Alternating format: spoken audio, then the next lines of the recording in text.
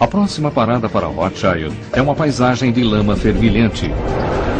Vapor superquente, aquecido por porções rasas de magma, é lançado do solo.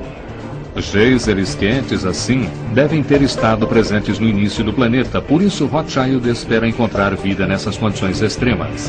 As primeiras formas de vida comum, das quais todos descendemos, viveram em temperaturas muito elevadas. O trabalho de Rothschild é minucioso. Ela registra a temperatura e posição exatas de cada amostra colhida. Um grande desafio para os cientistas que estão tentando compreender como a vida teve início é que mesmo os micro-organismos mais básicos que estão vivos hoje ainda são incrivelmente complexos. Ao se verificar uma célula em uma escala microscópica, sua intrincada complexidade fica clara. Desde sua capacidade de reproduzir até a maneira com que ela converte energia, cada processo da célula é executado por uma extraordinária interação entre moléculas orgânicas complexas. Entretanto, os antigos micro-organismos que Rothschild está rastreando na Bolívia poderiam nos fornecer pistas quanto à natureza dos primeiros organismos.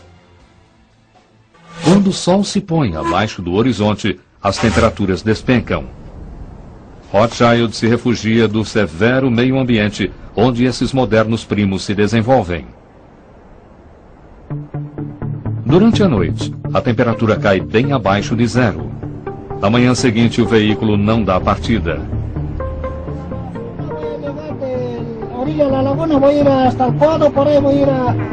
A doutora Rothschild também sente os efeitos do ar rarefeito a mais de 4.000 metros acima do nível do mar. Não é muito divertido quando nossos níveis de oxigênio baixam alguns poucos %, mas no início do planeta não havia nenhum oxigênio, por isso, para simplesmente voltarmos um pouquinho no tempo, nós seres humanos pagamos um enorme preço.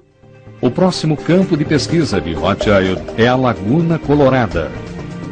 Sua cor avermelhada fornece uma pista sobre o tipo de micro-organismo bastante incomum que ela espera encontrar.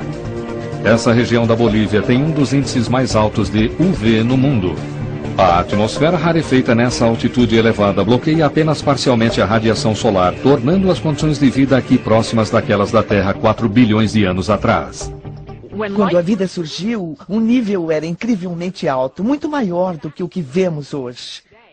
E então, vindo aqui para cima, ainda que não sejamos capazes de simular o início da Terra, porque certamente não conseguiríamos viver sob aquelas condições, ao menos podemos viajar de volta no tempo e ter uma ideia de como teria sido para os organismos no passado.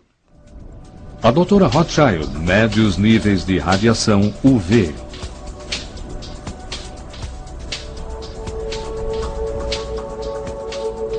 Essas leituras são incríveis. Estamos em meados do inverno e já temos alturas de UV bastante elevadas. E aposto que estarão ainda mais altas ao meio-dia. É incrível. As leituras aqui podem chegar a 2 vezes o nível médio de uma praia na Califórnia. E assim como nossa pele corre perigo quando exposta ao UV demais, quando estamos ao sol, os micro-organismos que vivem aqui na Bolívia estão constantemente ameaçados. Rothschild faz uma experiência simples para descobrir o que eles enfrentam. O que estou fazendo agora é verificando o efeito da radiação ultravioleta do Sol sobre o DNA nu.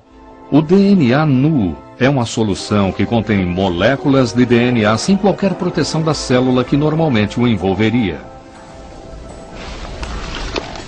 E então o que eu vou fazer é lacrá-lo e deixá-lo ao sol por algumas horas. Depois de apenas 2 horas de bombardeamento de UV, as moléculas de DNA apresentam graves danos. Os níveis de UV no início da Terra teriam sido cerca de 100 vezes mais altos. Muitos cientistas acreditam que nosso último ancestral comum teve de viver nas profundezas escuras do oceano ou ficar encerrado sob o solo para se proteger. Mas os micróbios aqui conseguem sobreviver. Seu pigmento vermelho ajuda na proteção de seu DNA. Assim como nos bronzeamos no verão para nos proteger, esses organismos produzem pigmento vermelho. Mas ainda que saibamos que a radiação UV é bastante prejudicial para o DNA de todos os organismos vivos, há também um outro lado. A radiação UV pode ter ajudado a levar adiante a evolução. Ela pode ter tido até mesmo um papel no início do grande nascimento e na evolução do último ancestral comum. A radiação ultravioleta produz mutações.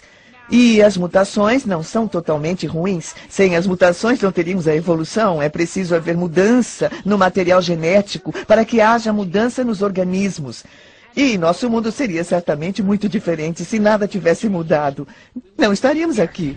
O estudo desses micróbios, feito pela doutora Rothschild, irá ajudar os cientistas a compreenderem como os primeiros organismos sobreviveram às condições hostis no início do planeta e fornecem um quadro mais claro sobre como era nosso último ancestral comum.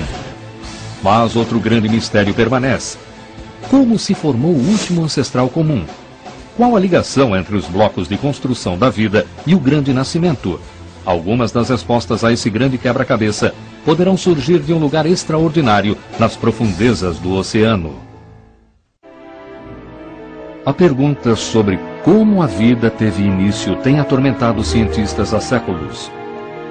A teoria da evolução de Darwin explica como as espécies evoluíram, mas ainda não compreendemos como o primeiro ser vivo foi criado, como teve início a evolução. A criação da vida tem sido coisa de ficção científica, o maior horror jamais visto. Está vivo! Está vivo! Frankenstein. E então, em 1953, uma ousada experiência deu início à moderna investigação científica sobre a origem da vida. Stanley Miller tenta recriar as condições do início da Terra quando os cientistas acham que a vida começou. John Chalmers era colega de Miller e hoje trabalha em seu laboratório. Stanley foi o primeiro a ter um programa de pesquisa voltado para a origem da vida. Isso mudou as ideias sobre a origem da vida, de mera especulação para um programa de pesquisa. Desde a época de Darwin, muita coisa foi aprendida sobre como era o planeta 4 bilhões de anos atrás. Foi um período extraordinariamente violento. O planeta Terra havia acabado de se formar e era continuamente bombardeado por meteoros, asteroides e cometas. A atmosfera era muito diferente da que estamos acostumados hoje. A experiência de Stanley Miller recria essas condições em laboratório. Os frascos contêm o que Miller acreditava serem os componentes-chave da atmosfera no início da Terra: metano, amônia e hidrogênio. A água quente representa o oceano primitivo, mas o componente-chave foi um raio ao estilo de Frankenstein. Uma simulação das tempestades elétricas que teriam assolado o jovem planeta. Miller começou a experiência e, ao voltar ao laboratório no dia seguinte, ele teve uma surpresa.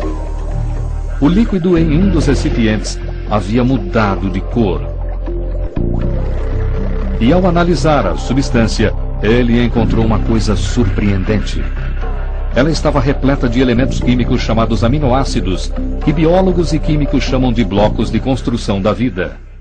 Sem dúvida, eles são muito importantes, pois toda a vida terrestre é composta de aminoácidos.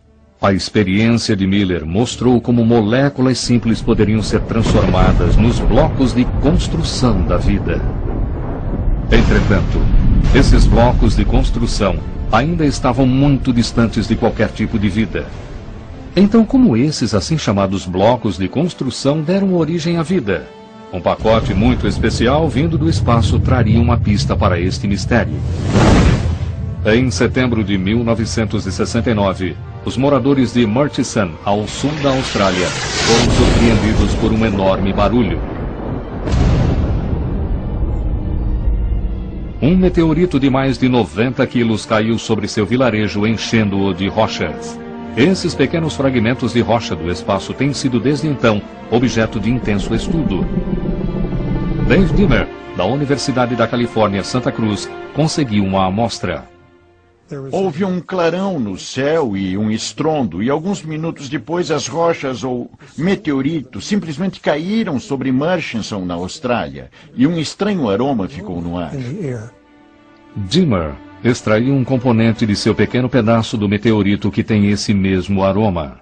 Portanto, ao sentir esse cheiro, eu estou sentindo um aroma de quase 5 bilhões de anos de idade. Essa é a idade do Sistema Solar. Esse é o aroma mais antigo da Terra, muito mais antigo do que a superfície terrestre, cerca de 500 milhões de anos. Eu o estou sentindo. É como que o cheiro de toco velho de charuto ou de uma meia suja. O aroma deu ao professor Dimmer uma pista de que o líquido que ele havia extraído do meteorito estava repleto de elementos químicos orgânicos. Ao pegar esse extrato e analisá-lo no microscópio, ele viu uma coisa extraordinária.